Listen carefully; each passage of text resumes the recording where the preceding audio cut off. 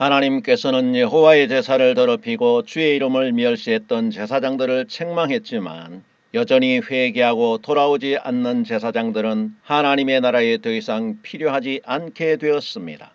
그러므로 말라기 선지자를 통해서 말씀하시기를 이제 제사장들이 드리는 더러운 제사를 더 이상 받지 않으시겠다고 말씀하시고 더러운 제사를 피하기 위해서 성전문을 닫겠다고 경고하셨습니다.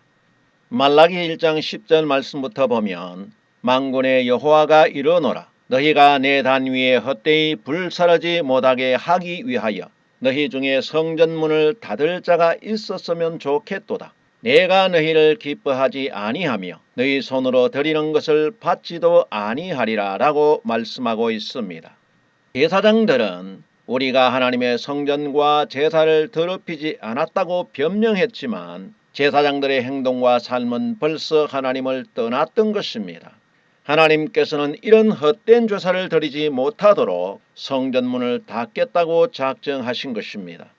그러나 제사장들은 자기들이 있어야 하나님께 제사도 드리고 제사장들이 없으면 하나님의 뜻이 이루어지지 않을 것이라고 생각하고 하나님의 말씀에 귀를 기울이지 않았습니다. 한국 목사들이 말하는 것처럼 목사가 없으면 하나님의 교회가 없어지고 복음이 전파되지 않는다고 착각하는 것과 똑같습니다. 더럽고 타락한 제사장들과 목사들이 없으면 하나님의 순수하고 깨끗한 복음이 더 잘 전파됩니다. 초대교회에서는 오늘날처럼 정치하고 거들먹거리며 돌아다니는 목사들이 없어도 300년간 하나님의 복음이 변질되지 않고 잘 전파되었습니다. 그렇지만 신부들과 목사들이 생기고 교회가 정치 권력과 야합하면서 교회는 급속도로 타락했고 신학이란 이름으로 복음이 변질되었습니다. 이렇게 더럽고 타락한 제사장들과 목사들이 많으면 많을수록 도리어 하나님의 성전문이 닫힌다는 사실입니다. 성전은 하나님의 나라를 말씀해주고 있습니다. 성전문이 닫힌다는 것은 천국문이 닫히는 것입니다. 복음을 외쳐야 할 사람이 없고 복음이 외쳐지지 않으면 하나님께서는 돌들을 통해서 하나님의 복음을 전하게 하시고 돌들을 가지고 아브라함의 후손을 만들 수 있는 것입니다. 누가복음 19장 38절 말씀부터 보면 가로되 찬송하리로다 주의 이름으로 오시는 왕이여 하늘에는 평화요 가장 높은 곳에는 영광이로다 하니 무리 중 어떤 바리새인들이 말하되 선생이여 당신의 제자들을 책망하소서 하거늘 대답하여 가라사대 내가 너희에게 말하노니 만일 이 사람들이 잠잠하면 돌들이 소리 지르리라 라고 말씀하고 있습니다. 예수님께서 약속의 메시아로 오셨지만 예수님을 기뻐하지 않는 제사장들과 바리새인들은 예수님께서 백성들에게 인정받는 것이 싫었습니다. 백성들이 왕으로 오신 예수님을 찬송하자 바리새인들은 백성들과 제자들이 예수님을 찬송하지 못하도록 규제를 요청했던 것입니다. 그러자 예수님께서는 이 사람들이 잠잠하고 찬송하지 않는다면 돌들이 찬송할 것이라고 말씀하셨습니다. 하나님께서는 사람이 자기의 할 일을 제대로 하지 못할 때 사람이 아니라도 얼마든지 천지와 창조물을 통해서 일을 하신다는 사실입니다. 선지자가 선지자로서 일을 제대로 하지 못하고 목사가 목사로서 올바른 일을 하지 못할 때 하나님께서는 제사장들과 목사들과 선지자들이 없어도 하나님의 일을 이루어 나가십니다. 이런 사실이 거짓 선지자 발람을 통해서 우리에게 교훈해 주고 있습니다. 베드로는 발람을 이렇게 말씀하고 있습니다. 베드로후서 2장 15절 말씀부터 보면 저희가 바른 길을 떠나 미혹하여 부올의 아들 발람의 길을 좇는도다. 그는 불의의 삭슬 사랑하다가 자기의 불법을 인하여 책망을 받되 말 못하는 나귀가 사람의 소리로 말하여 이 선지자의 미친 것을 금지하였느니라 라고 말씀하고 있습니다. 부올의 아들 발람은 불의한 삭슬을 사랑해서 그 삭슬을 받기 위해서 불법한 일을 하러 가는 발람 선지자를 말 못하는 당나귀가 꾸짖고 금지했다고 말씀하고 있습니다. 베드로는 이 발람 선지자를 불의한 재물에 미친 선지자라고 말하고 있습니다. 하나님께서는 이처럼 제사장들과 목사들이 없어도 자기의 뜻을 이루어 나가시는 분입니다. 이스라엘은 야곱의 축복으로 하나님의 택한 선민이 되었기 때문에 범죄하게 되면 징계는 받을 수 있지만 버려질 수 없다고 생각했기 때문에 제사장들이 하나님의 이름을 멸시하고 망령되게 행동하는 것입니다. 제사장들은 사무엘의 왕정 선포 이후에 자기들의 통치 권력이 다윗 왕가들에게 이전된 것을 항상 불만스럽게 생각했습니다. 사무엘의 왕정 선포는 사무엘의 11조를 참고하시기 바랍니다. 그래서 바벨론 포로 이후에 들어온 제사장들은 사무엘 때 빼앗긴 왕들의 통치 권력을 되찾기 위해서 바벨론 포로 이후에는 다윗의 후손들이 통치하는 것을 좋아하지 않았습니다. 바사왕 고레스는 사로잡아 온 유다 다윗 왕가의 적손이었던 세스바사를 유다 총독으로 임명하고 이스라엘 백성들이 유다 땅으로 돌아가도 좋다는 명령을 내렸습니다. 에스라 5장 14절 말씀부터 보면 또 느부갓네살의 예루살렘 하나님의 전 속에서 금, 은, 기명을 옮겨다가 바벨론 신당에 두었던 것을 고레스 왕이 그 신당에서 취하여 그 세운 총독 세스바살이라 이름한 자에게 내어주고 일러 가로되 너는 이 기명들을 가지고 가서 예루살렘 전에 두고 하나님의 전을 그 본체에 건축하라 하매 라고 기록을 하고 있습니다. 이 세스바살은 유다 지파 다윗 왕가의 후손입니다. 세스바살은 바벨론에서 붙여진 이름이고 실제 이름은 우리가 잘 알고 있는 스룹바벨입니다. 바벨론에서 이스라엘 땅으로 돌아올 때는 스룹바벨이 총독이었지만 스룹바벨은 내부적으로 제사장들과 레윈들의 지지 기반이 견고하지 못했습니다. 우리가 알고 있는 것처럼 느헤미야 총독도 제사장들과 유다 귀인들로부터 살해 위협을 받았던 것처럼 총독 스룹바벨도 제사장들과 레윈들의 뜻에 따라 움직일 수밖에 없는 명분만 총독이었고 실제 권력은 제사장들과 레위 사람들이 장악하고 있었습니다. 바벨론 포로에서 돌아온 후에 이스라엘 사회가 혼란한 틈을 타서 제사장들은 다윗 왕가의 사람들을 몰아내고 사무엘의 왕정 선포로 말미암아 잃어버린 왕권을 서로 차지하기 위해서 치열한 싸움을 벌였던 것입니다. 그래서 바벨론 포로 후에는 다윗 왕가의 사람들이 제사장들과 레위 사람들의 힘에 밀려서 이스라엘 통치 권력의 전가에서 사라지게 되는 것입니다. 그래서 예수님이 오셨을 때도 제사장들과 바리새인들이 이방인 헤롯과 함께 권력을 나누어 가지고 다윗 왕가의 적손이었던 마리아의 남편 요셉은 아무런 실권도 없는 목수 생활을 하는 일반 평민으로 전락해 있는 것을 볼 수 있습니다. 바벨론 포로에서 귀환한 후에 다윗 언약 지우기를 힘썼던 제사장들은 그리스도가 오셨다는 동방 박사들의 말을 듣고 깜짝 놀랐습니다. 그래서 이방인 집권자인 헤롯과 함께 하나님의 뜻을 무산시키기 위해서 2살 아래 남자아이들을 모두 죽였던 것입니다. 마태복음 2장 16절 말씀부터 보면 이에 헤롯이 박사들에게 속은 줄을 알고 심히 노하여 사람을 보내어 베들레헴과 그 모든 지경 안에 있는 산의 아이를 박사들에게 자세히 알아본 그때를 표준하여 2살부터 그 아래로 다 죽이니 이에 선지자 예레미야로 말씀하신 바 라마에서 슬퍼하며 크게 통곡하는 소리가 들리니 라헬이 그 자식을 위하여 애곡하는 것이라. 그가 자식이 없으므로 위로받기를 거절하였도다 함이 이루어졌느니라 라고 기록하고 있습니다. 예레미야 선지자는 하나님의 말씀을 거역한 이스라엘 백성들이 바벨론 포로가 되어서 70년이 차면 돌아올 것도 예언했지만 장차 메시아가 오실 때 생길 일에 대해서도 예언을 했습니다. 라마는 모세가 지은 광야 성막이 있었던 장소입니다. 하나님의 성전이 있는 곳에서 야곱의 아내 라헬이 애곡하는 소리는 자식이 없는 것을 슬퍼하는 통곡이라고 했습니다. 이 말씀의 뜻은 라헬이 자식이 없었기 때문에 야곱의 위로도 거절하고 슬퍼했던 것처럼 이스라엘 민족들이 언약대로 오신 메시아를 거절했다고 비유하고 있는 말씀입니다.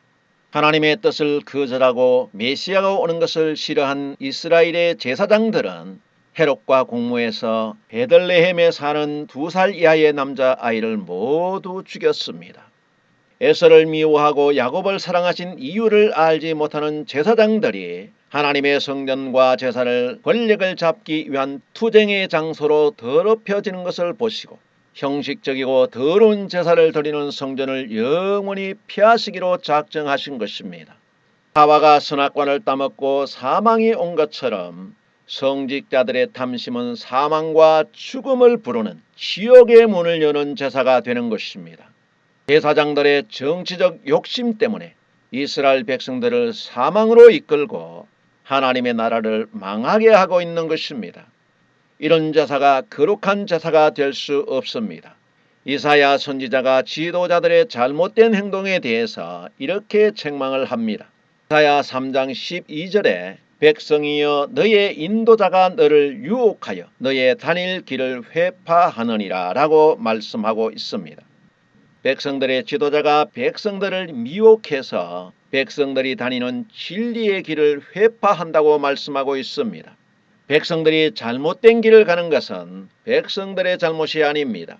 제사장들이 백성들이 잘못된 길을 가도록 가르치기 때문에 백성들이 죽음의 길로 가는 것입니다.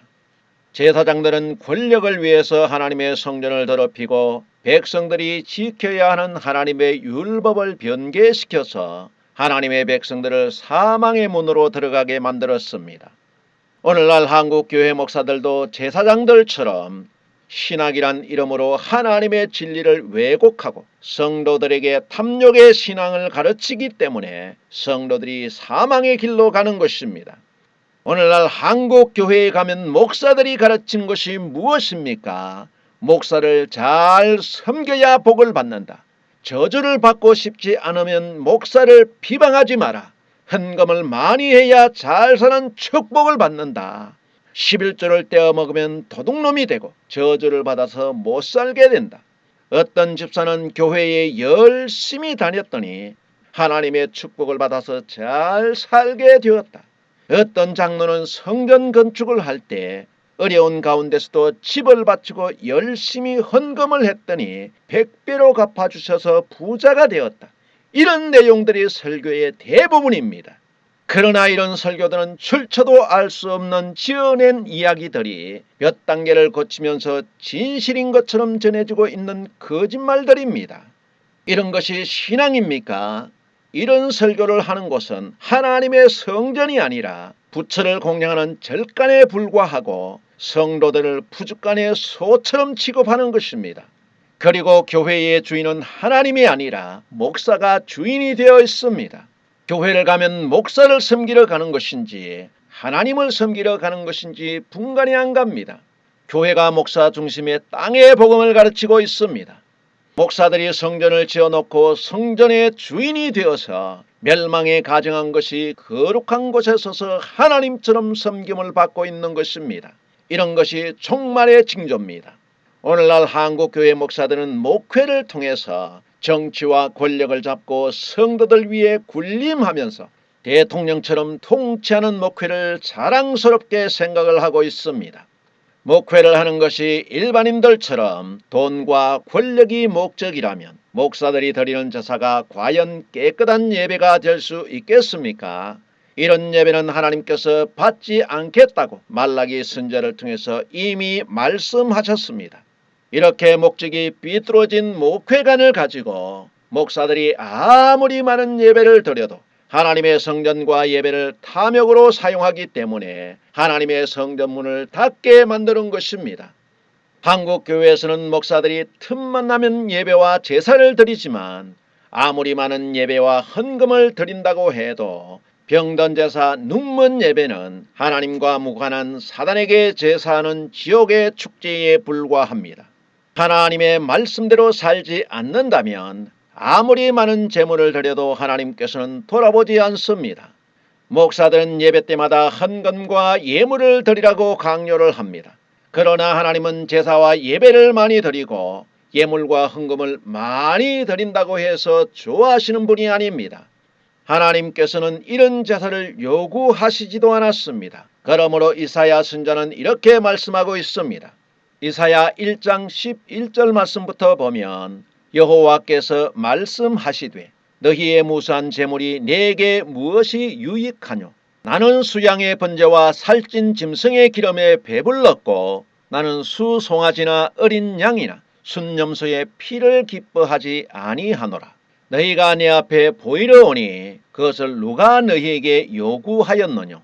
내 마당만 밟을 뿐이니라. 헛된 재물을 다시 가져오지 말라.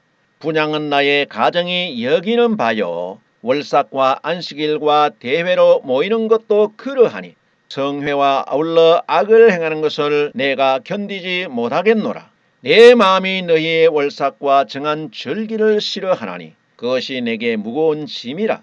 내가 지기에 곤비하였느니라. 너희가 손을 펼 때에 내가 눈을 가리우고 너희가 많이 기도할지라도 내가 듣지 아니하리니 이는 너희의 손에 피가 가득함이니라. 너희는 스스로 씻으며 스스로 깨끗하게 하여 내 목전에서 너희의 악업을 버리며 악행을 그치고 선행을 배우며 공의를 구하며 학대받는 자를 도와주며 고아를 위하여 신원하며 과부를 위하여 변호하라 하셨느니라 라고 말씀하고 있습니다. 하나님께서 말씀하시기를 너희들이 드리는 무수한 제사 제물이 나에게 무슨 소용이 있느냐고 물어보십니다. 하나님께서는 제사 제물이 필요 없다는 것입니다. 하나님께 보이기 위해서 나오는 성전 마당만 밟는 수많은 짐승의 제사는 내가 기뻐하지 않는다고 말씀하셨습니다. 하나님의 뜻에 맞지 않는 헛된 제물을 다시는 가져오지 말라고 했습니다. 월삭과 안식일에 모여서 내게 분향하면서도 악을 행하는 모습을 하나님께서 견디지 못하겠다고 말씀하십니다. 이런 모습으로 제사를 드리며 너희가 기도를 많이 해도 하나님께서 듣지 않겠다고 말씀했습니다. 하나님께서는 무수한 짐승의 제사와 안식일과 절기를 지키는 것보다 너희는 스스로 깨끗하게 하고 악한 행동을 버리고 선한 행동을 배우라고 말씀하고 있습니다. 선한 행동이 무엇입니까? 하나님께 제사 제물을 많이 가져다 드리는 것입니까? 아닙니다. 제사장들과 레위인들은 법을 잡은 자들이기 때문에 왕과 방백들의 권력에 희생되는 고아와 과부들을 위해서 율법으로 변호해주고 도와주는 것이 하나님께서 원하시는 제사라고 이사야 선지자가 말씀하고 있습니다.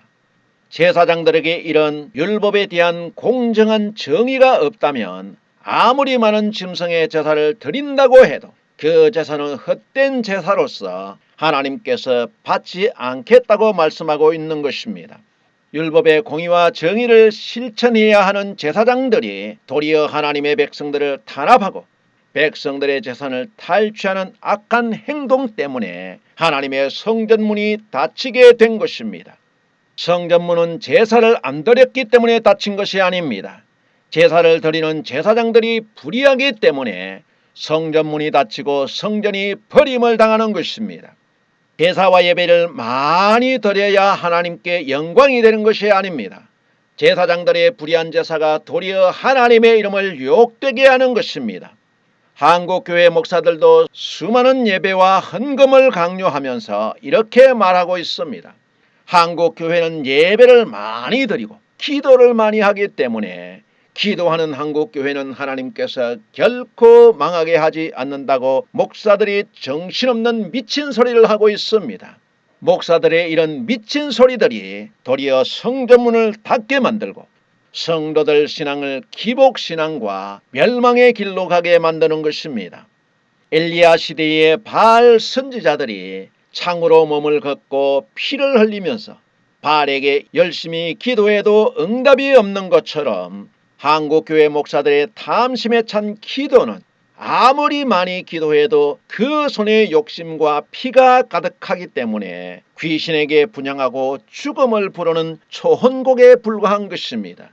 그러므로 미가 선지자도 말라기 선지자와 같이 이렇게 말씀하고 있습니다. 미가 3장 9절 말씀부터 보면 야곱 족속의 두령과 이스라엘 족속의 치리자 곧 공의를 미워하고 정직한 것을 굽게 하는 자들아, 청건대 이 말을 들을지어다. 시온을 피로 예루살렘을 죄악으로 건축하는도다. 그 두령은 뇌물을 위하여 재판하며 그 제사장은 삭슬 위하여 교훈하며 그 선지자는 돈을 위하여 점치면서 오히려 여호와를 의뢰하여 이르기를 여호와께서 우리 중에 계시지 아니하냐, 재앙이 우리에게 임하지 아니하리라 하는도다. 이러므로 너희로 인하여 시온은 바깥이 갈물 당하고 예루살렘은 무더기가 되고 성전에 사는 수풀의 높은 곳과 같게 되리라 라고 말씀하고 있습니다. 이스라엘 백성의 치리자들에 대해서 미가 선지자는 공의를 미워하고 정직한 것을 굽게 하는 자들이라고 정의하고 있습니다. 대제사장은 뇌물을 받고 재판을 해주고 그 제사장들은 싹을 받기 위해서 교훈을 베풀고 선지자들은 돈을 위해서 점을 치는 불의한 일을 하면서도 우리는 여호와의 택한 선민이기 때문에 어떠한 재앙도 우리에게 임하지 않는다고 말하고 있습니다. 제사장들은 마치 한국교회 목사들이 기도하는 민족은 망하지 않고 하나님께 제물로 헌신하면서 천국에 쌓는 자는 하나님께서 결코 가난하게 하지 않는다고 말하는 것과 똑같은 말을 하고 있습니다. 그러므로 이스라엘의 제사장들과 한국교회 목사들이 공의를 싫어하고 정의를 굳게 만들면서 하는 말들이 신기하게도 일치하고 있다는 사실입니다.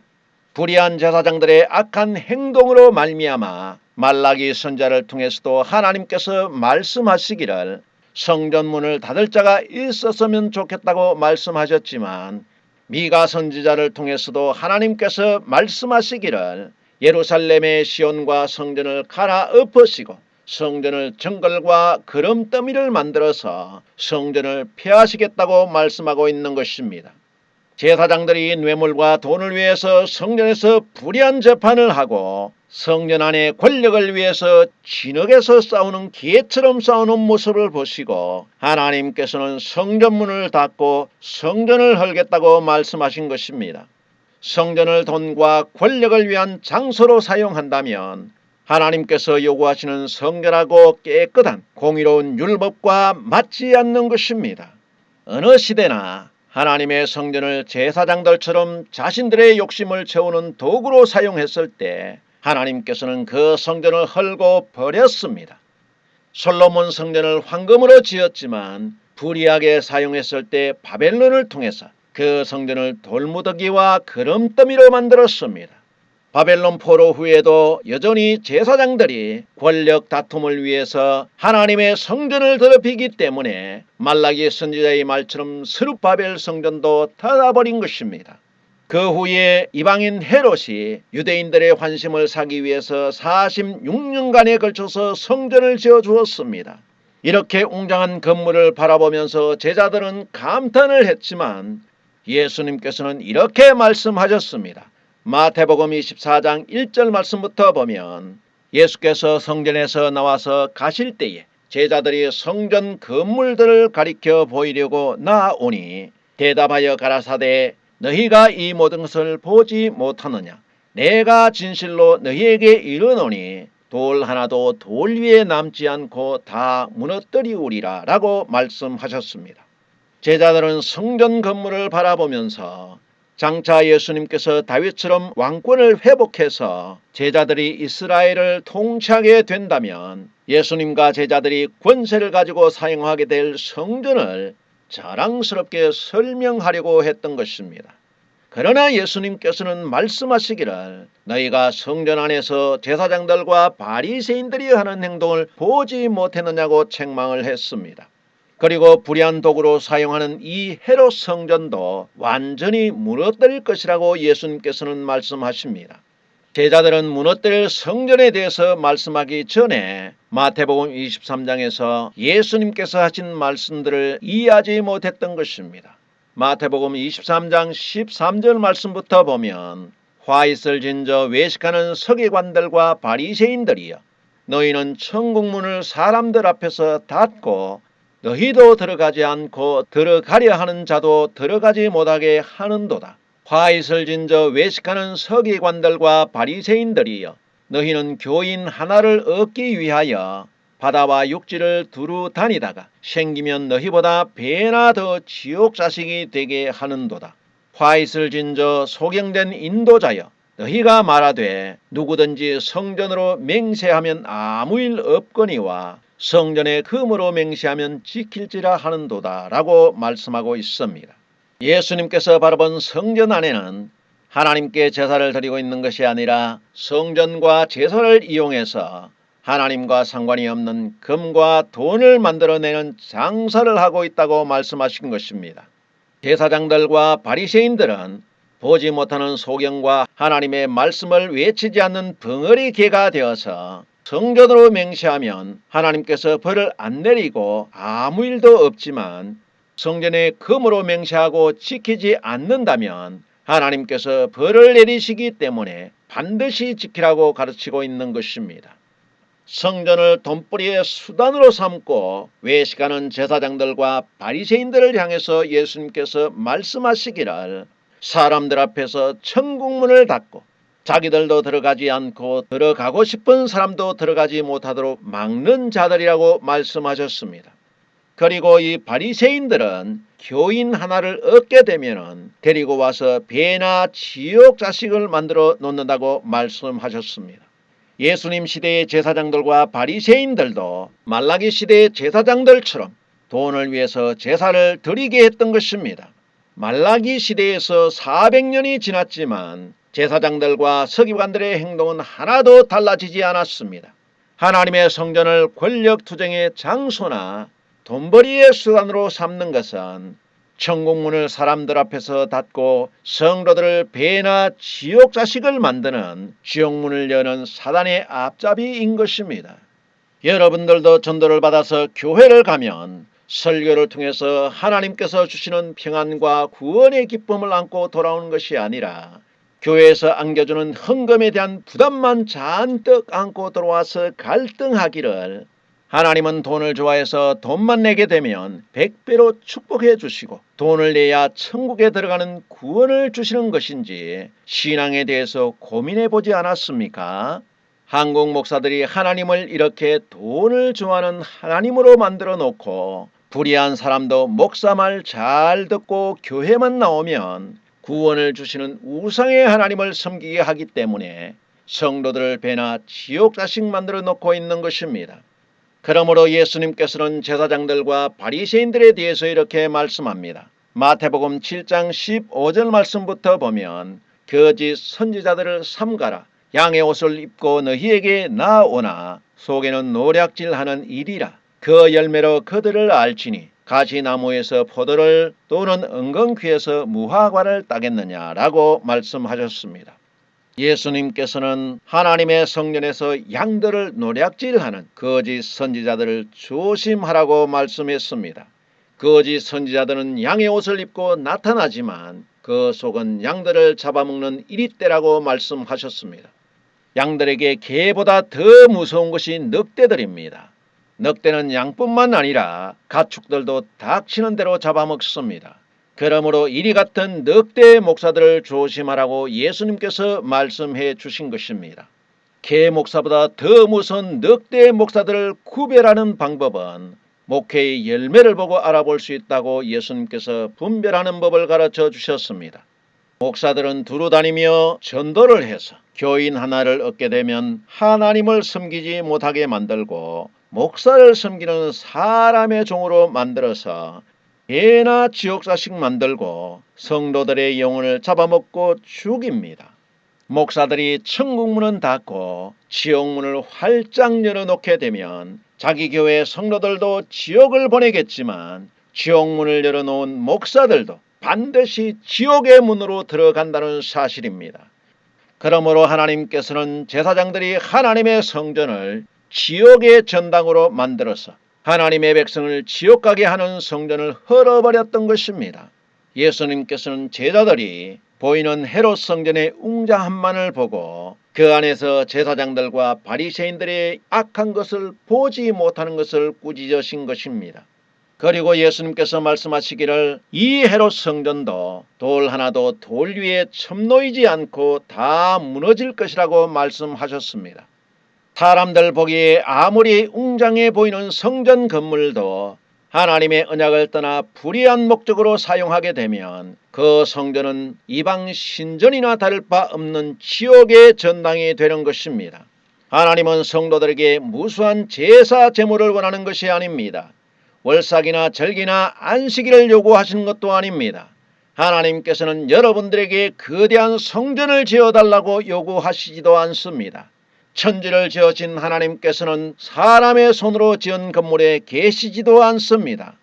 하나님께서 우리에게 요구하시는 것은 우리가 살아가면서 사람답게 내 이웃을 사랑하고 법을 잡은 자들은 공평과 정의를 사랑하면서 그 마음에 긍휼과 자비가 있는 삶의 제사를 요구하고 있는 것입니다. 이런 공의가 살아있는 사회가 그리스도인들이 사는 사회요, 이런 그리스도인들의 삶이 살아있는 사회가 하나님께 교회와 예배가 되는 것입니다. 이런 정의가 실현되는 교회 안에 구원의 기쁨과 그리스도의 복음이 전파되는 것입니다. 하나님께 부름을 받은 종들은 성도들이 하나님을 바르게 섬길 수 있도록 가르치고 인도해야 천국이 우리 앞에 열리는 것입니다. 베드로는 목회에 대해서 이렇게 말씀해주고 있습니다. 베드로전서 5장 2절 말씀부터 보면 너희 중에 있는 하나님의 양무리를 치되 부득이함으로 하지 말고 오직 하나님의 뜻을 좇아 자원함으로 하며 더러운 일을 위하여 하지 말고 오직 즐거운 뜻으로 하며 맡기운 자들에게 주장하는 자세를 하지 말고 오직 양무리의 본이 되라. 그리하면 목자장이 나타나실 때에 시들지 아니하는 영광의 면류관을 얻으리라 라고 말씀하고 있습니다. 베드로는 목회에 대해서 하나님의 양무리를 치되 부득이함으로 하지 말고 즐거움과 자원하는 심령으로 하고 목회를 더러운 이익을 위해서 하지 말며 성도들을 향해서 주장하는 자세보다 양들의 본이 되라고 했습니다. 베드로가 말하는 목회자의 자세가 얼마나 아름답습니까? 그러나 이 영광스러운 종의 직분을 버리고 세상의 재물을 탐하면서 더러운 이익을 추구하면 목자장에게 쫓겨날 날이 멀지 않았다는 것입니다. 목사들이 교회를 운영한다고 성도들의 주머니를 털어서 자기들의 배를 벌리고 사욕을 채우려고 한다면 가룟 유다를 넘어뜨린 사단이 그 마음에 자리 잡고 있는 것입니다. 한국 교회 안에는 돈과 사단에게 발목이 잡힌 목사들이 불의한 방법으로 교회를 시끄럽게 만듭니다. 그리고 그 시끄러운 교회에서 재판을 한다는 명목으로 돈을 뜯어내는 늑대와 하이에나 같은 목사들이 노회와 총회의 상좌에 앉아 있습니다. 이런 목사들은 모두 하나님의 이름을 더럽히고 짓지 못하는 벙어리 개목사들입니다. 예수님과 선지자들이 헐라고 말씀하신 성전과 제사를 제사장들과 한국 목사들이 왜 이렇게 강조하고 있을까요? 그 이유는 간단합니다. 성전과 제사를 통해서 자신들이 경제적 부요함을 누리고 권력을 잡을 수 있기 때문입니다. 주의 종은 마땅히 양부리를 치는 목적이 선하고 자원하는 마음으로 해야 하는 것입니다. 나는 열심히 목회를 했는데 내가 천국 문을 닫고 지옥의 문을 열심히 열어놓는 일을 했다면 그 결과는 비참할 것입니다. 주님께서 양과 염소를 갈라내실 때 목회를 열심히 했기 때문에 양의 편에 서는 줄 알았는데 염소의 줄에 서게 되고 주님께서 엄히 말씀하시기를 내가 너를 도무지 알지 못하니 내게서 떠나가라고 명령하실 때 피눈물을 흘리면서 후회해도 그 목사에게는 천국 문이 절대 열려지지 않고 지옥의 문이 열려지게 될 것입니다.